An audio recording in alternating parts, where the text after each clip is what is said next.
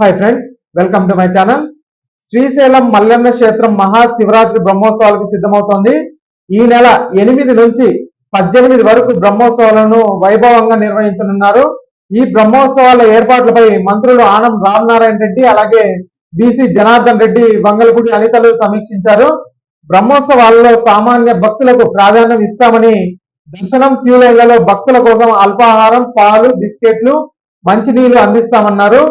బ్రహ్మోత్సవాల సమయంలో 4 రోజుల పాటు భక్తులకు ఉచిత లడ్డూలు పంపిణీ చేస్తామని కూడా వారు తెలిపారు. ఈసారి బ్రహ్మోత్సవాలకి 1,50,000 మంది భక్తులు వస్తారని అంచనా వేస్తున్నారండి.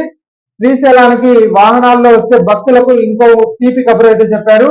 ఈ నెల 14, 15 తేదీల్లో శ్రీశైలం దగ్గర అన్ని టోల్ గేట్ల దగ్గర రుసుము వసూలు చేయరనేసి తెలిపారు. అంటే అసలు రుసుము అంటే టోల్ గేట్ ఫీజు అయితే ఉండదు అనేసి కూడా చెప్తున్నారు. ఇక భక్తుల వాహనాలకు ఎలాంటి రుసుము వసూలు చేయొద్దని మంత్రి ఆదేశించారు.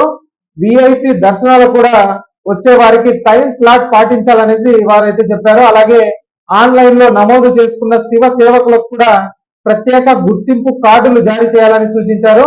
పాదయాత్రగా వచ్చే భక్తులు ఈ నెల 4 నుంచి నల్లమల్ల మీదుగా అనుమతిస్తున్నారు. వారికి అవసరమైన ఏర్పాట్లు కూడా చేయాలని మంత్రి సూచించారండి. ఇక ఈ వీడియోకి ఒక లైక్ చేయండి, అలాగే మా ఛానల్ సబ్స్క్రైబ్ చేసుకోండి. Thanks for watching.